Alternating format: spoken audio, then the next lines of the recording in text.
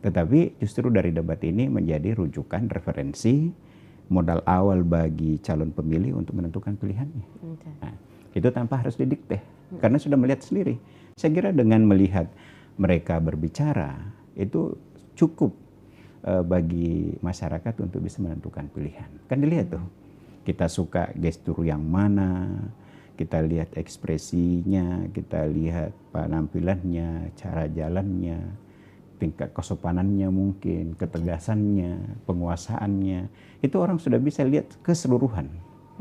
Jadi kalau saya sebenarnya cukup orang nonton debat ini satu kali, tapi total, itu sudah lebih cukup bagi dia untuk mendapatkan referensi.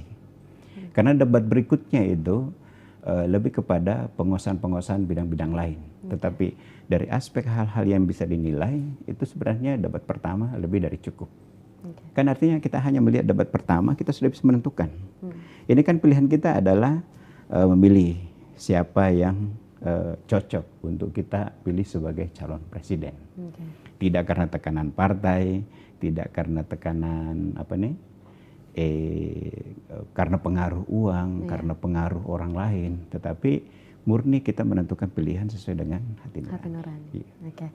Nah, satu juga hal yang cukup menarik perhatian masyarakat mungkin dalam beberapa waktu belakangan ini, Pak, adalah bahwa dalam kesempatannya di Mall Epicentrum Jakarta, tepatnya pada hari Sabtu 9 Desember kemarin, Sekretaris Tim Kampanye Nasional atau TKN pasangan nomor urut 2 Prabowo Gibran Nusron Wahid sempat mengatakan bahwa pasangan Capres-Cawapres tak berhak mengkritisi visi, misi, dan program masing-masing kandidat dalam debat Pilpres 2024 yang digelar oleh KPU. Nah, Bapak sendiri melihatnya seperti apa kemudian tanggapan ini? Apakah memang sepatutnya seperti itu ataukah mengingat ini namanya saja debat Pilpres, maka sebenarnya boleh-boleh saja atau sah-sah saja mendebati visi misi dan satu sama lain?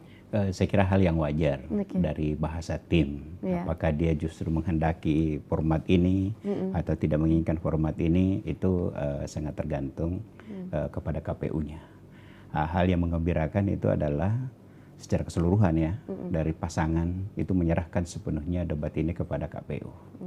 Apakah debat capres saja, cawapres ditiadakan, itu terserah KPU. Tetapi kemudian ada kabar lagi, sebelumnya kita menerima kabar bahwa tidak ada debat cawapres, ya, kemudian ada lagi debat cawapres misalnya. Jadi kalau soal debat, apa dan bagaimanapun kita serahkan kepada KPU. Yang penting keputusan yang diambil KPU melibatkan masing-masing paslon. Bahwa di belakang layar mungkin ada perdebatan-perdebatan, tapi ketika KPU sudah menentukan, saya kira tidak bisa diintervensi lagi. Tetapi bahwa ada pendapat bahwa ini tidak perlu menyangga, ini pendapat-pendapat apalagi dari tim, itu sah-sah saja, tetapi tidak perlu menjadi menjadi perhatian yang serius. Karena itu kan permintaan, opini yang dia bangun. Dan sesungguhnya apapun yang disampaikan oleh politisi itu tentu ada efek. Setidak-tidaknya ada efek yang diharapkan. Ketika menyampaikan ini, itu supaya mau menggiring, membangun opini publik dan seperti ini. Itu. Jadi ketika menyatakan tidak usah ada berdebat antara satu dengan yang lain, orang bertanya ada apa? Gitu. Justru dengan mengajukan pertanyaan seperti itu, kita itu kalau politisi, bicara politisi, tidak bisa kita hanya menangkap satu poin itu saja, hanya satu tafsir. Boleh saja apa yang dia sampaikan itu ada dimensi lain, maksud lain. Jadi seperti itulah dunia politik. Nah, yang terpenting sekarang adalah bagaimana ada keterpanggilan masyarakat untuk memilih. Jadi yang kita harapkan adalah tingkat partisipasi. Dan ini juga jangan dilupakan. Jangan sampai kita hanya fokus pada Pilpres. Kita juga harus melihat pada caleg, DPD, ya, misalnya. Kan kalau nggak salah ada 5 kotak suara ya, Pak. Lembar yang akan kita tusuk kemudian dimasukkan nanti. Nah, kita mengharapkan masyarakat itu harus memilih, semuanya mengenali.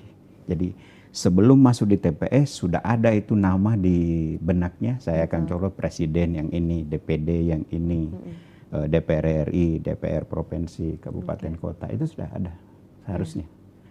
Download Tribun X sekarang, menghadirkan lokal menjadi Indonesia.